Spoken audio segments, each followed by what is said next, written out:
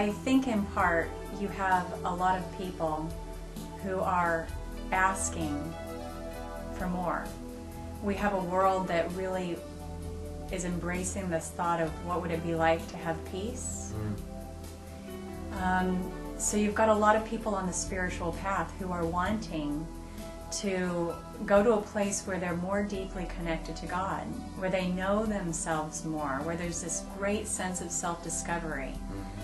And what that then means is you're going to end up having to lose some of the things in your life that you've been so attached to get to that place.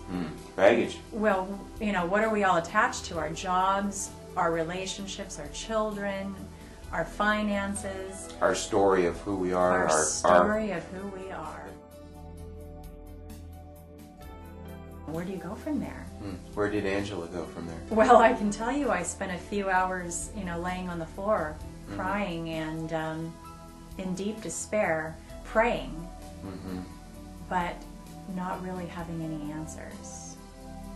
And that was terrifying. And I know when I look back on that, in that moment, I was saying to myself, I don't want anyone else to ever have to go through this again. If I can find my way out of this, I want everyone to know, men and women, that there is an answer. Yeah. That there is no need for us to be alone in this walk, in this journey of self-discovery. I didn't want anyone to feel so isolated and depressed that they could not get the tools to sort of walk ahead and find answers to create that peace in themselves again.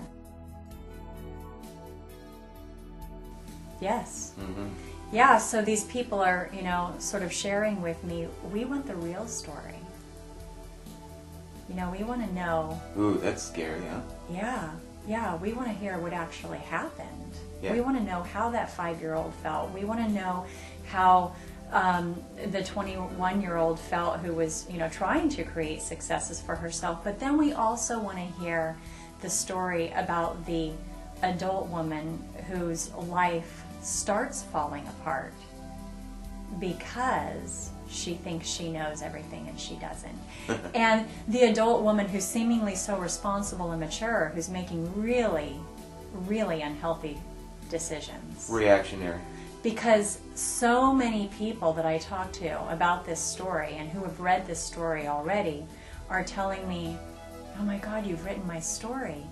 And you were so brave to talk about some of the things that you did, some of the bad decisions, the skeletons in our closet, let's say, that nobody wants to talk about because we're so ashamed that we made these poor choices, that we hold them inside of us. We never share them with everyone, and then they evolve, you know, into fear. Yeah. What part of your life does not feel like it's fitting you? What do you seemingly feel like you're missing? What questions have you not had answered? What parts of your relationship with God do you want to be deeper? And how can you get there? What part of yourself do you not yet understand? Yes. And how do you discover it? And what part of your relationship is not fulfilling you? How do I make it better? How do I create more intimacy in my relationships? And the ability to ask those questions and get good answers. Yes. Often, let's invite people to consider, are accelerated when we ask for and receive help and support. If you're not getting it from your partner, again, I believe you have to take self-responsibility. You are autonomous. Get it from someone like yourself or a coach, or move yourself into a state of resource and learning where you can acquire the answers or acquire tools and practices to get and cultivate those answers. That's right.